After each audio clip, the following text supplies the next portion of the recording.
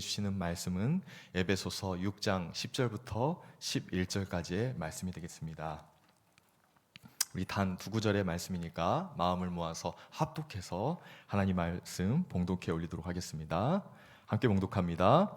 끝으로 너희가 주 안에서와 그 힘의 능력으로 강건하여지고 마귀의 괴계를 능히 대적하기 위하여 하나님의 전신갑주를 입으라. 아멘. 오늘은 끝으로 이 악한 날에라는 주제로 하나님의 말씀 선포하도록 하겠습니다. 우리는 신약 성경에 등장하는 사도 바울의 모습을 보면서 인생의 절반이나 되는 시간에 율법을 늘 가까이 하고 또 그 율법을 위해서 모든 삶을 내어놓았던 그가 다메섹 도성에서 예수 그리스도를 만남으로 그 뒤로 어떻게 다시 복음을 향한 삶으로 완전히 삶이 뒤바뀔 수 있었는가라는 놀라운 묵상을 하게 됩니다. 왜냐하면 여러분, 삶이 어떤 것에 집중하였다가 다른 것으로 쉽게 이렇게 전환시키기가 쉽지 않거든요. 그리고 어떤 것이 진리라고 맞다고 생각하는 삶에서 또 그것이 잘못되었다 생각하고 다른 것이 진리라고 생각하여 삶을 완전히 뒤바꾸기가 쉽지 않은데, 사도 바울은 이 예수 그리스도의 복음을 만난 후에 삶의 완전한 변화를 경험하게 되었던 것입니다. 사도 바울은 오직 복음을 전파하는 사역, 예수 그리스도를 전하는 일에 자신의 생명을 조금도 귀한 것으로 여기지 않았다고 고백함과 동시에 디모데후서 4장 6절 말씀에 보면 이렇게 스스로 고백하고 있습니다. 자신의 삶이 전제와 같이, 마치 포도주를 부어서 드리는 제사와 같이 한 방울도 남김없이 주를 위해 다 태워 올려드리게 되었다라고 고백하는 것입니다. 저는 오늘 본문 말씀 설교를 준비하면서 우리 사랑하는 인해교회 성도님들 또한 여러분 각자의 직장과 사업과 가정에서 주님께서 여러분에게 주신 사명, 특별히 오늘 에베소서 6장 19절에서 말씀하고 있듯이 나로 말씀을 주사 입을 열어 복음의 비밀을 담대히 전하게 하여 주시옵소서. 여러분의 삶의 모든 환경과 상황 가운데 여러분의 모든 주님께서 주신 은혜와 은사를 가지고 복음을 담대히 전할 수 있는 우리 인해교회 성도님들 되기를 간절히 축원합니다. 네, 그렇게 기도했어요. 저는 설교를 준비하면서 우리 인해교회 성도님들이 오늘 말씀을 들으면서 그래, 내 삶을 정말 주님을 위해서 복음 전파를 위해서 올려드려야겠구나, 전제와 같이 하나님 앞에 다 부어드려야겠구나, 그런 마음을 갖게 해달라고 기도로서 오늘 설교를 준비했습니다. 그런데 오늘 우리가 또한 이 사도 바울이 기록한 여러 권의 서신서들, 편지의 글들을 보면서 또 한 가지 발견하게 되는 놀라운 것은 무엇이냐면, 오늘 이 예배소서 특별히 말씀 가운데, 이 구조의 이 말씀 가운데 이 사도 바울의 놀라운 영적인 통찰력을 우리는 발견할 수 있다는 것입니다. 특별히 그가 이 서신서에서 보여주고 있는, 나타내고 있는 통찰력은 무엇입니까? 이 사도 바울의 가르침, 그리고 그가 가르치는 이 가르침 안에 담겨 있는 이 사도 바울의 신학, 바울 신학이라고 하죠. 그 바울 신학이 현실의 삶과 분리되지 않았다는 사실입니다. 바울의 서신서, 그의 편지글 속에서 드러난 신학과 가르침은 현실과 상관없는 공중에 붕 떠 있는 허구적인 이론이 아니었습니다. 그의 가르침, 성령을 통해서 그가 기록한 가르침과 그의 신학의 내용은 현실의 그리스도인들의 삶을 정확히 꿰뚫고 있는 영적인 비상한 통찰력을 가지고 기술되었다는 것입니다. 이 비상한 영적인 통찰력이 돋보이는 에베소서에 관해서 특별히 신학자들은 이렇게 이야기합니다. 이 에베소서는 바울 서신의 알프스와 같다, 서신서의 제일 높은 봉우리와도 같다라는 별명으로 이 에베소서의 말씀을 아주 극찬하는 거예요. 여기 나타난 사도 바울이 꿰뚫는 그 영적인 통찰력은 에베소서를 읽는 사람으로 말미암아 현실의 삶, 여러분들의 월화수목금토일 주일까지의 삶을 어때요? 하나님의 자녀로서 살아가기에 충분한 능력과 은혜를 공급하기에 부족함이 없다라고 많은 신학자들은 극찬하고 있는 책이 뭐예요? 에베소서라는 말씀이라는 것입니다. 오늘 저는 사도 바울의 비상한 이 통찰력이 나타나 있는 에베소서의 구조를 통해서 여러분과 함께 귀한 메시지를 나누고 싶습니다. 특별히 성도님들께서 오늘 이제 4장, 5장, 6절 이 4, 5, 6장에 나타난 이 사도 바울의 이 구조 안에서 나타난 통찰력을 보게 될 텐데, 여러분 특별히 에베소서 4장 25절 말씀을 여러분이 이제 성경을 한번 펴보시면요, 나중에 집에 가서 한번 펴보세요. 시간이 없으시니까. 이 표제, 소제목으로 뭐라고 적혀져 있냐면 하나님을 본받는 생활이라고 말씀하고 있어요. 그러니까 그 전에 1장, 2장, 3장에서 그리스도 예수의 복음이 무엇인가, 그가 1장에서 그 예수 그리스도의 복음의 놀라움을 찬양하고 있지 않습니까? 그 넓이와 깊이와 높이 우리가 다 측량할 수 없다라고 하는데, 그 신비한 영역에 있는 예수 그리스도의 복음을 이제 뭐예요? 실제 자기의 삶으로 끌어당겨서, 그러면 그 놀라운 복음을 이제 그리스도인 나의 실제 직장생활과 가정생활에서 어떻게 누려야 할 것인가, 어떻게 적용시켜야 할 것인가를 사도 바울은 꿰뚫어 이렇게 기록하고 증언하고 있다는 것입니다. 그래서 4장 25절 위에 보면 하나님을 본받는 생활, 그러니까 예수 그리스도를 본받는 생활을 언급하면서 이제 구체적으로 예수 그리스도를 믿는 자들이 어떻게 실제적으로 생활해야 하는지를 사도 바울은 우리에게 가르쳐주고 있다는 것이죠. 여러분, 특별히 5장 22절부터 33절까지 말씀 보면은 아내가 남편에게, 남편이 아내에게, 즉 신앙인 부부간의 도리에 대해서 말씀하고 있습니다. 6장 1절부터 4절까지 보면은 자녀가 부모에게, 부모가 자녀에게 어떻게 행해야 할지, 예수 믿는 사람이라면 너희가 부모로서 자녀로서 서로에게 어떻게 행해야 할지 말씀하고 있다는 것입니다. 또한 6장 5절부터 9절까지는 뭡니까? 종들이 상전에게, 상전이 종에게, 신앙을 가진 상전과 종 사이의 도리에 관해서 말씀하고 있는 것이죠. 즉 전체적으로 통합해 보면 사도 바울이 에베소서 5장 22절부터 6장 9절까지 총 21절의 말씀을 통해서 가정 안에서, 다시 한번 어디서요? 가정 안에서, 예수 믿는 사람들이 가정 안에서 어떻게 정말 예수 믿는 사람으로서 살아야 될지를 우리에게 분명히 적용하여 말씀하고 있습니다. 그 다음에 등장하는 말씀이 에베소서 6장, 오늘 우리가 읽은 10절부터 그리고 20절까지의 말씀에서 마귀를 대적하는 영적 전쟁에 대해서 비로소 언급하고 있는 것이죠. 저는 오늘 에베소서 이 구조 속에서 4장, 5장, 6장 이 구조 속에서 나타난 사도 바울의 놀라운 통찰력을 통해 성령께서 우리에게 말씀하고자 하는 바가 무엇인지 4가지로 우리 성도님들과 함께 살펴보고자 합니다. 첫째, 가정이 바로 서지 않고는 영적 전쟁으로 진입조차 할 수 없다는 것을 사도 바울은 뭐예요? 증거하고자 했다는 것입니다. 우리가 이 에베소서의 구조를 이해할 때에 에베소서 6장 10절 이전의 말씀을 보세요. 이전의 말씀 뭡니까? 가정에 관한 말씀이죠. 가정 안에서 이루어지는 예수 믿는 사람들의 삶. 10절 이유는 무엇입니까? 영적 전쟁, 마귀를 대적하는 싸움에 관한 말씀입니다. 그런데 우리가 이 말씀을 볼 때 마치 가위로 쑥떡 이렇게 칼로 탁 잘라버리듯이 가정과 영적 전쟁의 상황, 이 2가지를 딱 나눠서 분리되어서 보면은 사도 바울이 에베소서에서 진짜 우리에게 말씀하고자 하는 부분을 다 놓치게 되는 것입니다. 왜요? 이 2가지는 어떻게 됩니까? 아주 긴밀하게 연결되기 때문입니다. 마치 우리가 여러분 어떤 시냇가를 건너갈 때에 이 돌다리를 지나가지 않습니까? 옛날 우리 초등학교 때 책에 보면 돌다리가 있잖아요, 시냇가를. 그런데 이 돌을 하나하나 잘 디뎌야 다음 돌로 우리의 무게 중심을 옮길 수 있듯이 뭐예요? 가정 안에서의 생활이 잘 이루어져야 또 그 다음에 너희의 영적 전쟁, 마귀를 대적하는 싸움 또한 가능하다는 것을 오늘 사도 바울은 에베소서의 이 구조를 통해서 4장, 5장, 6장 가정 안에서의 생활 또 영적 너희의 전쟁, 이 구조를 통해서 우리에게 확인시켜 주시고 말씀하고 있다는 것입니다.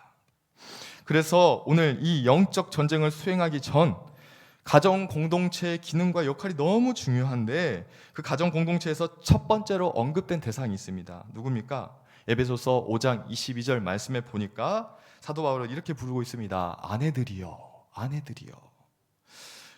여러분, 아내를 부르고 있죠. 사도 바울이 사역하던 당시에 여러분 여성들은 사회적인 약자였습니다. 앞에 서서 리더로서 진두 지휘하던 어떤 그런 역할을 하지는 않았습니다. 그러나 초대교회가 세워진 이후에 여러분 여성들이 얼마나 교회 안에서 귀한 사역을 감당하고 귀한 그러한 중요한 공동체 안에서의 구성원들로서 역할을 감당했는지 모릅니다. 그러했기에 사도 바울은 그렇게 중요한 역할을 감당했던 아내들, 이 여자 성도님들을 먼저 부르고 있는 것입니다. 아내들이여. 22절에 보니까 자기 남편에게 복종하기를 주께 하듯하라.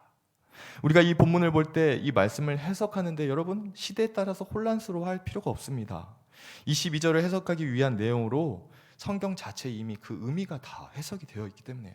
어디에 나와 있습니까? 32절 말씀입니다. 32절 말씀을 보면요, 이 비밀이 크도다.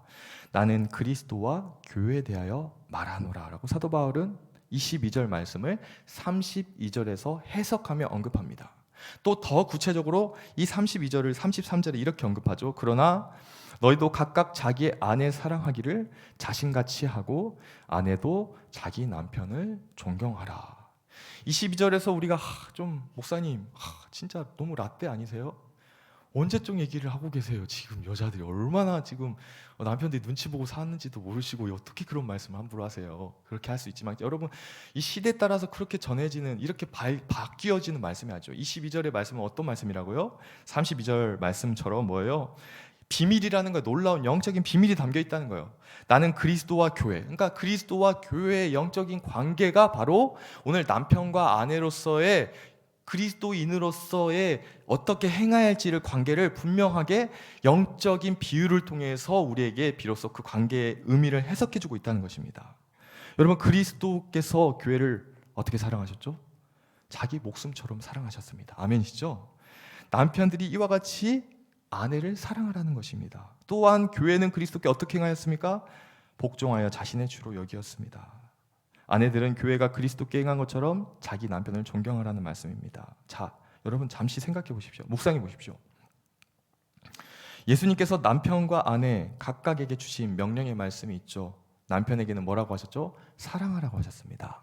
아내에게는 복종하라고 하셨습니다. 자, 이 말씀을 잠잠히 묵상하다 보면 조금 이해가 되지 않는 부분이 있어요. 우리의 생각으로, 세상적인 생각으로. 왜 그렇습니까? 여러분, 저를 비롯한 이 남자들은 다 대부분 군대를 갔다 왔기 때문에, 이 군대를 다녀온 남자들은 여러분 두 가지 명령 중에 어떤 게 더 쉽습니까? 솔직하게. 사랑하라, 복종하라. 솔직히 복종하는 게 더 쉽습니다. 왜냐하면 군대에서 여러분 남자들은 밥 먹으라면 밥 먹었거든요. 총 쏘라면 총 쐈거든요. 휴가 다녀오라면 휴가 다녀왔거든요. 그러니까 우리 남자들이 생각보다 이렇게 단순하게 이렇게 딱 뭔가 정확히 알려주면은 이성적으로 딱딱딱 판단해서 뭔가를 하는 능력이 탁월합니다. 그러나 여성들은 어떻습니까? 아주 많은 생각을 합니다. 생각이 많은 존재들입니다. 여러분, 아내들은요, 사랑하는 것이 실은 더 부담이 없어요. 이거는 뭐 농담으로 하는 말씀이 아니라 정말 그래요. 여러분, 아내들이 자녀들을 양육하는 거 보십시오. 남자들은 아기 1시간만 보라 해도 여러분 보다가 어떻습니까? 정말 ton지고 싶은 충동이 여러 번 있죠. 저도 조카를 볼 때 그런 충동을 많이 느꼈습니다. 쉽지 않아요. 그런데 아내들은 어떻습니까?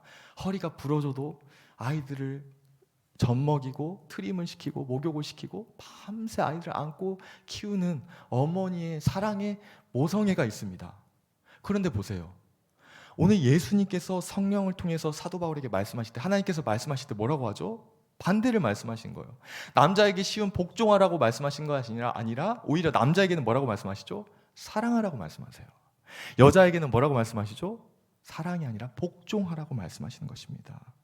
왜 주님께서 이렇게 말씀하시는 것입니까? 우리가 우리 힘으로, 우리의 의지로 잘 할 수 있는 것을 말씀하시지 않고 우리 힘으로는 감당하기 어려운 말씀을 아내들에게, 남편들에게 하시는 이유가 무엇입니까? 왜 그래요? 영적 생활의 가장 기본적인 시작점이 되는 것이 어디입니까? 가정이죠. 이 가정에서의 그리스도인의, 예수 믿는 사람의 삶조차도 너의 힘과 의지로 할 수 있다라고 생각하지 말고, 이 가장 하나님의 말씀에 순종이 시작되는 이 시점에서조차도 하나님의 은혜를 구하며 말씀을 순종하는 삶을 시작하라는 하나님의 명령이고 뜻인 것입니다. 그래요, 여러분. 우리는 말씀을 순종할 때 우리의 의지로 뭔가 시작해 보려고 합니다. 다이어리에 적고요, 막 기억나는 말씀 카톡에도 올려보고요, 이 말씀 내가 한번 시작해 봐야지, 순종해 봐야지 합니다. 그러나 어떻습니까? 번번이 그 말씀을 순종하기를 실패하는 것을 경험합니다. 마찬가지예요.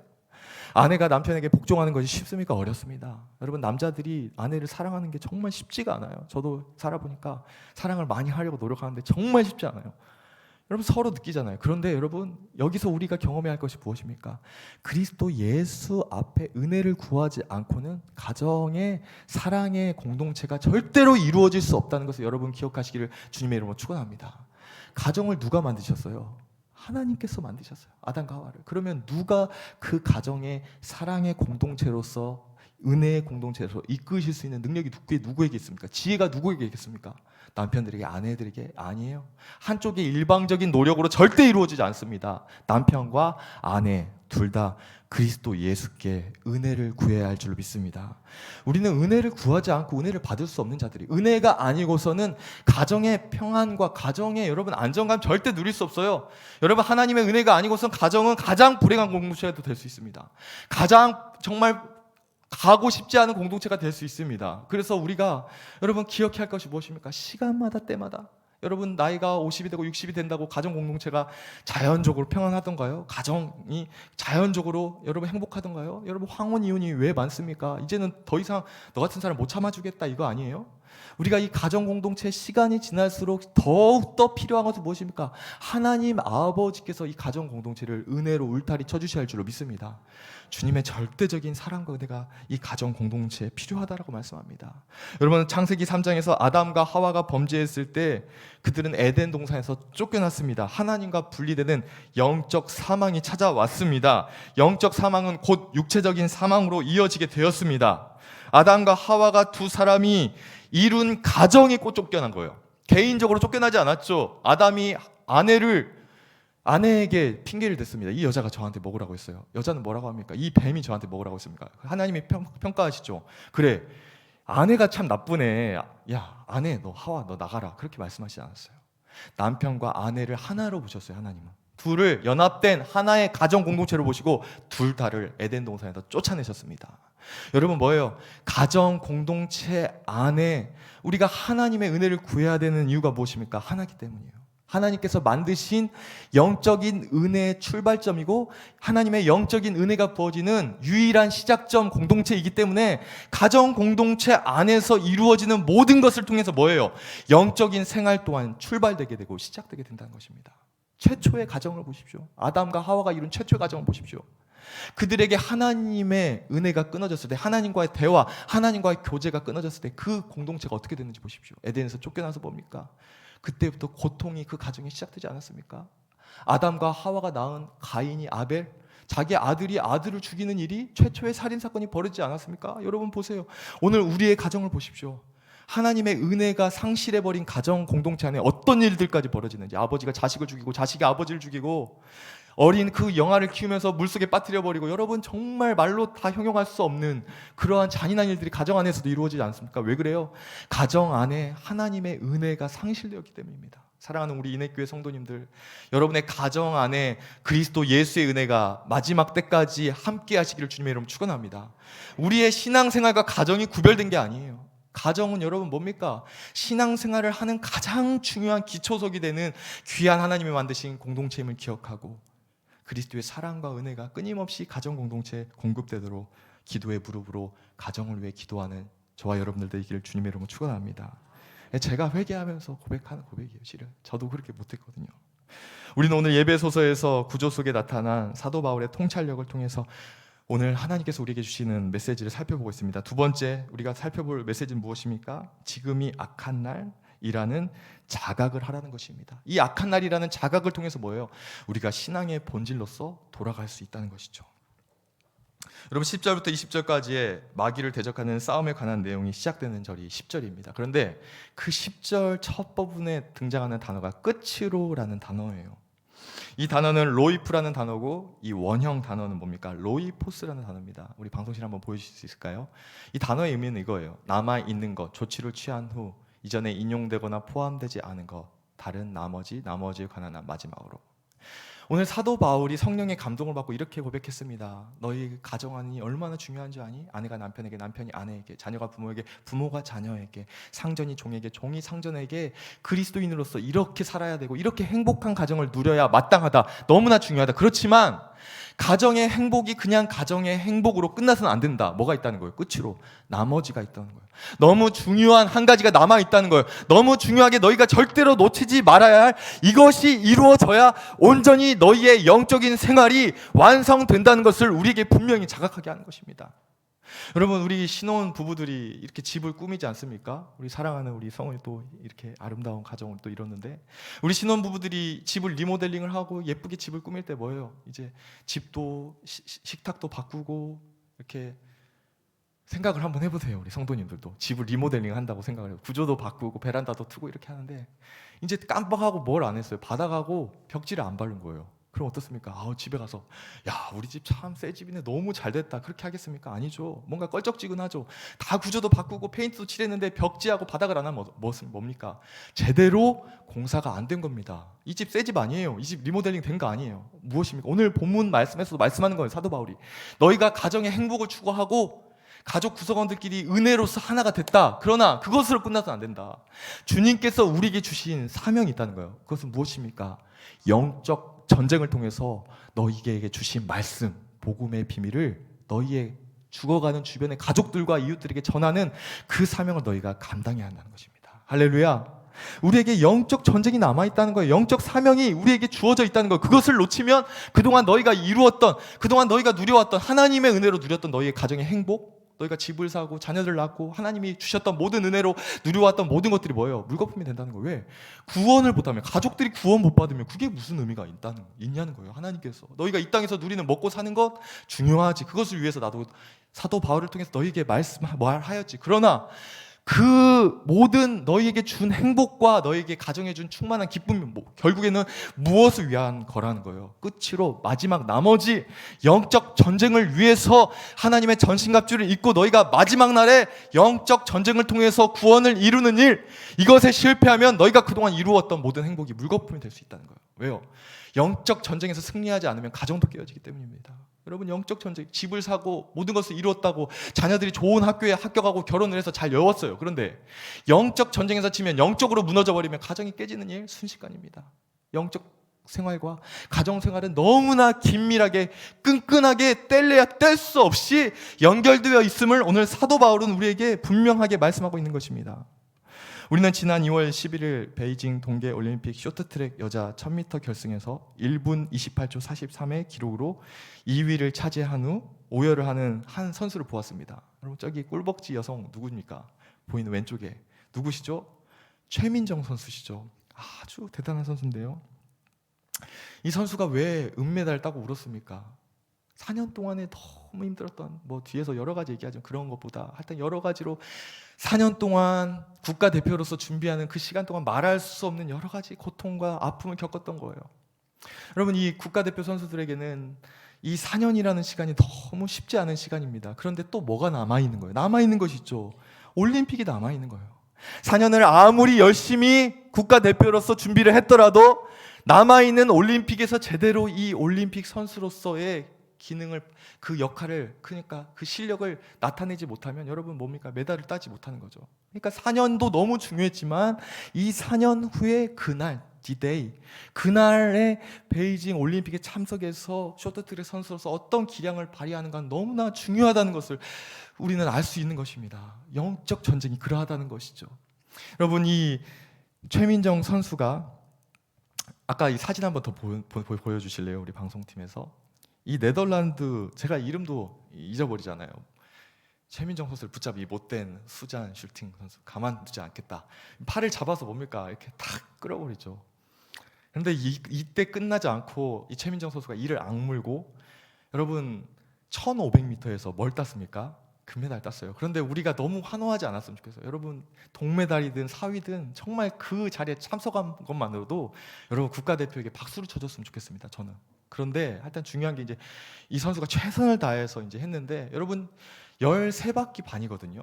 1500m가. 그런데 이 최민정 선수의 가장 큰 특징이 뭡니까? 8바퀴, 9바퀴는 그냥 뒤에 있는 거예요. 중간에 있든지. 그런데 마지막 3바퀴, 4바퀴, 5바퀴를 남겨놓고 어때요? 항상 경기 때 보면 확 이렇게 앞으로 나가는 걸 볼 수 있죠. 뒷심이 아주 이 선수의 가장 큰 능력입니다. 우리 사랑하는 인해교회 모든 성도님들은 뒷심을 가지신 성도님들 되길 주님의 이름으로 축원합니다. 중요한 거예요. 우리가 그동안 열심히 달렸고 가정생활도 최선을 다해서 했습니다. 그런데 마지막 때에 주님이 부르시기 얼마 남지 않고 3바퀴 반을 남겨놓고 5바퀴를 남겨놓고 힘이 다 빠져버리면 어떻습니까? 아무것도 할 수 없는 거예요. 이 최민정 선수가 마지막 세 바퀴를 남겨놓고 확 앞으로 치고 나가서 완전히 그 마지막 트랙을 돌면서 최종 목적지까지 도착한 것처럼 우리 사랑하는 인해교회 성도님들이 우리의 신앙의 경주를 하고 신앙의 쇼트트랙을 하는 이 순간에 마지막에 그리스도께서 주시는 힘을 가지고 마지막 세 바퀴를 힘있게 돌 수 있는 저와 여러분들 되기를 주님의 이름으로 축원합니다. 그게 뭡니까? 한 가지 단어, 영적 전쟁이라는 거예요. 너희가 영적 전쟁에 남은 힘을 비축하고 있느냐? 마지막 세 바퀴 반을 힘있게 돌 수 있는 그 능력을 가지고 있느냐? 평소 때도 중요하지만 너희에게 진짜 중요한 건 뭐예요? 마지막 때에 마지막 주님께서 영적 전쟁의 시기라고 하는 이때에 너희가 세 바퀴 반을 힘있게 돌 수 있는 힘을 가지고 있느냐를 오늘 주님께서 우리에게 묻고 계시는 것입니다. 저는 사랑하는 성도님들이 이 세 바퀴 반을 힘있게 돌므로 최후 승리를 얻기를 주님의 이름으로 축원합니다. 우리는 오늘 에베소서의 구조 속에 나타난 사도 바울의 통찰력을 통해서 성령께서 우리에게 말씀하고자 하는 메시지를 살펴보고 있습니다. 세 번째로 그 메시지는 뭡니까? 주 안에서라는 소속은 놓쳐서 안 될 승리의 비결이 된다는 사실입니다. 여러분 10절 말씀을 보면은 끝으로 너희가 주 안에서라는 말씀을 하고 있습니다. 창세기 12장 말씀에 아버지 데라와 함께 우상을 섬기고 있었다. 사도행전에 보면 이 아브라함이 아버지 데라와 함께 우상을 섬기고 있었다라고 분명하게 언급하고 있죠. 날마다 우상을 섬기면서 우상에게 빌고 제사를 드리면서 죄를 범하고 있었던 아브라함의 모습이었습니다. 그런 아브라함에게 누가 찾아오셨죠? 하나님께서 찾아와 주셨습니다. 아브라함아, 너는 너의 본토 친척 아비 집을 떠나 내가 내게 지시할 땅으로 가라. 새로운 삶에 나아가야 할 방향을 누가 지시해 주신 거예요? 들려지는 주님의 말씀이 그의 나아가야 할 새로운 삶의 방향을 제시해 준 거예요. 사람이 제시해 준 게 아니에요. 누군가 가라고 한 게 아니에요. 하나님께서 직접 아브라함에게 나타나서 그에게 갈 바를 말씀해 주셨습니다. 그리고 또한 어떤 말씀을 추가로 하셨습니까? 창세기 12장 3절 말씀을 보니까 너를 축복하는 자에게는 내가 복을 내리고 너를 저주하는 자에게는 내가 저주하리니. 여러분 저는 이 말씀을 듣고 참 감동이었어요. 왜요? 아직 이 아브라함은 여전히 아버지 데라와 함께 우상을 섬기는 자로 있었습니다. 여전히 그는 아직 떠나지 않은 상태에서 하나님의 말씀만 들려지고 있는 거예요. 그러나 하나님의 말씀을 듣는 순간, 말씀이 그의 귀에 들려지는 순간 그의 존재가 어떻게 바뀌었는지를 여러분 보십시오. 너를 축복하는 자에게 내가 축복하겠다. 너를 저주하는 자에게 내가 저주하겠다. 너는 복의 근원, 베라카, 마르지 않는 샘이 될 것이다 라고 말씀하는 것입니다. 우리가 어떤 행동을 취하지도 않았음에도 불구하고 우리의 노력과 어떤 결심이 없었음에도 불구하고 여러분 주님의 말씀의 능력이 왜 위대합니까? 주님께서 말씀하시면 그 자리에서 여러분에게 그 말씀 자체가 이루어지는 줄로 믿습니다. 그게 말씀의 선포의 능력인 것입니다. 사람의 말과 하나님의 말씀 완전 달라요. 왜요? 그 말씀 자체 하나님이 말씀하시는 그 시간 너는 복이 될지라 복의 근원이 될 거라 그 말씀하시면요 그 자리에서 아브라함의 존재 자체가 완전히 바뀌게 되고 변화되는 것입니다. 그래서 어떻게 됩니까? 실제로 하나님이 말씀하신 것처럼 아브라함을 축복하는 자에게 하나님이 축복하셨어요. 아브라함을 저주하는 자에게 하나님이 저주하셨습니다. 이걸 통해서 무엇을 우리는 깨달을 수 있습니까? 주님의 말씀을 받는 자리가 얼마나 복되다는 것을 여러분 기억해야 됩니다. 그 말씀을 받을 때 우리가 얼마나 진지한 마음으로 마치 여러분 베레아 사람들처럼 신사적인 마음과 간절한 마음을 가지고 기대를 가지고 주님의 말씀을 받을 때 그 말씀이 여러분의 앉아있는 그 예배당 안에서의 여러분의 삶과 여러분의 존재를 변화시켜 주실 줄로 믿습니다. 우리의 삶을 변화시키는 능력은 여러분에게 있는 것이 아니라 하나님 말씀 자체에 있는 것이죠. 그 말씀은 우리의 삶을 변화시키고도 남는다는 것입니다. 오늘 이 말씀을 따라서 사도 바울은 우리를 이렇게 고백하고 있습니다. 너희의 존재는 어떤 존재냐? 헬라어로 보니까 엔 크리스토스라는 단어로 설명하고 있어요. 뭡니까? 영어로는 인 크라이스트고 우리말로서는 그리스도 안이라는 그리스도 안에 있는 자들이 바로 너희라는 그러한 언급을 하고 있습니다. 여러분 그리스도 안에서 그리스도 예수 안에서 그 안에서라는 표현을 사도 바울은 자기의 편지에서 참 많이 사용하고 있어요. 세보니까 약 160번 정도가 언급된다고 신학자들이 언급하고 있습니다. 160번 정도 그리스도 안에 거하라, 그리스도 예수 안에 거하라, 그리스도 예수 안에 있는 너는, 그리스도 예수 안에서 종으로 부름받은 너는. 여러분 왜 이렇게 그리스도 안에서라는 의미가 무엇이길래 왜 이렇게 사도 바울은 자주 이런 표현을 사용했습니까? 바로 그 소속 때문입니다. 여러분은 왜 그리스도 안에 거하십니까? 여러분이 그리스도 예수 그리스도를 향한 믿음 때문에 주님 안에 거하는 줄로 믿습니다. 따라서 그리스도 안에서라는 표현은 그리스도를 믿는 믿음 안에 거한다라는 의미를 내포합니다. 성령의 역사를 통해 그리스도와 연합된다는 의미를 내포하고 있습니다. 사도 바울은 경험했던 것이죠. 율법 안에 인생의 반절이 있었습니다. 인생의 절반을 율법 안에서 열심히 청년이 될 때까지, 그가 정말 스데반을 죽이는데 가편 투표를 하는 그 순간까지도 사내들인의 공의 공문을 받아가서 그를 죽는 데까지 내어줄 때까지도 뭐예요? 그는 율법에 속한 사람이었습니다. 율법 안에 속해 있을 때 그는 자기가 율법 안에 속했을 때의 존재감이 어떤 건지 알았습니다. 끊임없이 그 말씀을 자기 힘으로 지키지 못해 죄책감과 자괴감이, 나 어떻게 살면 좋아? 어떻게 나는 이렇게 율법을 지키지 못하는데, 나는 이렇게 죄된 자인데 하는 그러한 경험을 하게 되는 거예요. 그런데 그 율법 안에 있는 자가 다메섹 도상에서 그리스도 예수를 만나서 복음 안에, 복음의 능력 안에 다시 거하게 된 줄로 믿습니다. 그리스도의 복음은 뭡니까? 여러분에게 참된 자유를, 참된 은혜의 자유를 허락하여 주시는 줄로 믿습니다. 다시는 종의 멍에를 매지 말라. 주께서 우리에게 뭐예요? 그 복음을 통해서 참된 자유와 모든 염려와 근심과 불안과 죄에서 다 끊어주시는, 모든 체인들을 다 끊어주시는 참된 주의 자유를 우리에게 복음을 통해 허락하여 주셨다는 것입니다. 영적인 소속이 완전히 달라진 거예요. 얽매임으로부터 완전한 자유, 불안함과 답답함에서 참된 평안으로 우리가 율법에서 복음으로 옮겨지는 역사를 통해서 이 놀라운 은혜를 경험하게 된 것입니다. 그래서 사도 바울은 고린도전서, 그가 쓴 고린도 교회를 향한 편지에서 15장 22절에 이렇게 고백한 겁니다. 아담 안에서 모든 사람이 죽은 것 같이 그리스도 안에서 모든 사람이 삶을 얻으리라. 영원한 생명을 주 안에 거할 때 얻게 된다라고 말씀하고 있습니다. 우리는 오늘 예배소서의 구조 속에 나타난 사도 바울의 통찰력을 통해 성령께서 주시는 메시지를 살펴보고 있습니다. 마지막 네 번째로, 주의 힘의 능력으로 강건하여질 때 마귀가 대적될 대상으로 인식된다는 것입니다. 10절 후반부에 보십시오. 그 힘의 능력으로 강건하여지고, 그는 누굽니까? 영어로 힘입니다. 예수 그리스도의 힘의 능력으로 너희가 강건하여질 것이라 말씀합니다. 우리가 세상을 그리스도인으로서 살아갈 모든 힘과 용기는 어디로부터 임하는 거예요? 그리스도 예수로부터 임하는 거예요. 그래서 우리는 매일매일 누구에게 간구해야 됩니까? 예수 그리스도의 이름으로 하나님 앞에 간구하며 성령을 초대해야 되는 것입니다. 전 청년들에게 자주 설교할 때 이런 얘기를 합니다. 하루에 너희가 2번 이상 성령을 초대해라. 왜냐하면 성령은 인격적인 분이시기 때문에 우리가 예수 그리스도를 믿는 순간부터 성령이 우리에게 내주하시지만, 우리 안에 내주하시지만, 성령께서 너희에게 날마다 은혜를 공급하시기 위해서 무엇이 필요하다는 거예요? 인격적인 성령님을 내 마음으로 초대하는, 날마다 출근길에 운전하면서 지하철을 타고 가면서 일하는 순간마다, 어려움이 있는 순간마다 성령님 내 마음에 찾아와 나를 다스려 주시옵소서. 내 안에 찾아와서 내 힘으로 할 수 없는 일들을 주의 힘으로 감당하게 하여 주시옵소서. 여러분의 모든 직장과 사업의 현장, 시간마다, 자녀를 양육하는 시간마다 성령께서 주시는 놀라운 지혜와 힘을 가지고 귀한 사명을 감당하시는 저와 여러분들 되기를 주님의 이름으로 축원합니다.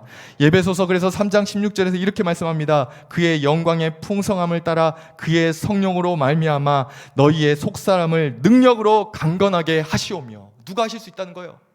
사람의 힘으로 할 수 없는 것을 성령의 능력으로 말미암아 너희의 심령, 속 사람을 오늘도 하나님께서 하나님의 영을 통해서 강건케 하신다는 거예요.